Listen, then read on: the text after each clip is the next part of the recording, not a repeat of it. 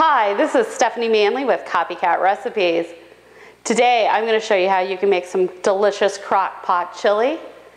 Today is also November the 8th, and I'm one of the many food bloggers that are participating in the support for Sandy. Today, many of us are posting recipes on what we would feed you if we could.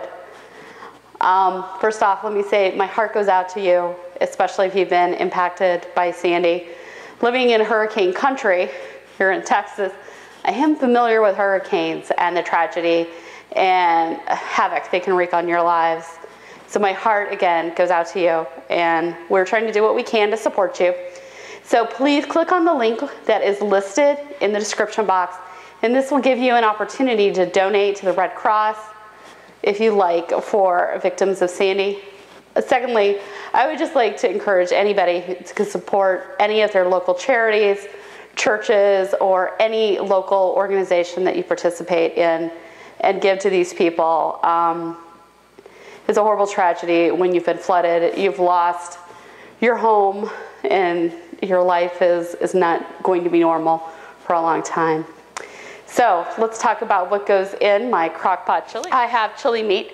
I got it from the store. Now our stores actually have a lovely coarser grind of meat, and I am going to add many things.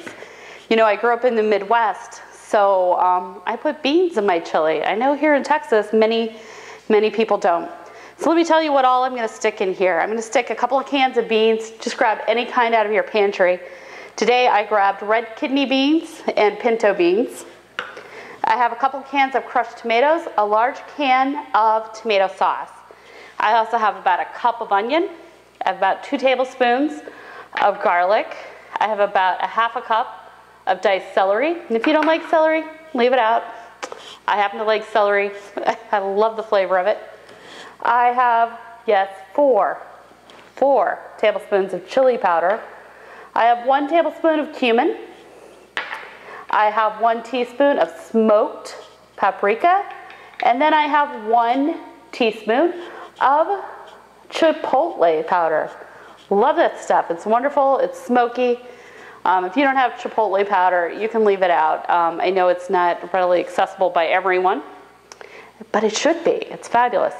So what we're going to do before we make this crock-pot chili is to simply brown our hamburger meat, our onions, our celery and garlic together and get them going. Then we're going to just add everything else in the crock pot, stick it on low for 6 to 8 hours, and we're going to have some fabulous crock-pot chili.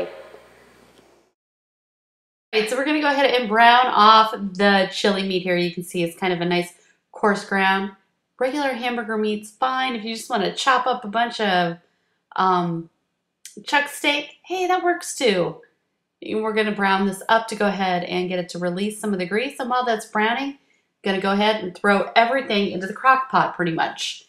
And that was 2 cans of diced tomatoes, 1 can of tomato sauce. Now that's the big can. It's the same size as the rest. I believe it's 15 ounce. Then we're going to add in our spices, and that was 4 tablespoons of chili powder. If that's too hot for you, please don't add it. Add whatever you want. And 1 tablespoon of cumin powder, 1 teaspoon of smoked paprika, and 1 teaspoon of chipotle powder. Then I'm going to add my 2 cans of beans. Now I'm using a can of red kidney beans and pinto beans. So once the hamburger meat gets nice and brown, we're going to go ahead and throw that in the pot. We've drained it. And if this chili is too thick for you, please feel free to add some more liquid. I often like to add tomato sauce because if I'm going to add the liquid to a chili, it might as well have some flavor associated with it. Or a beer. Beer works really well too. So there goes my SOS crock-pot chili. So please consider supporting the victims of Sandy. And as always, please rate, comment, and subscribe.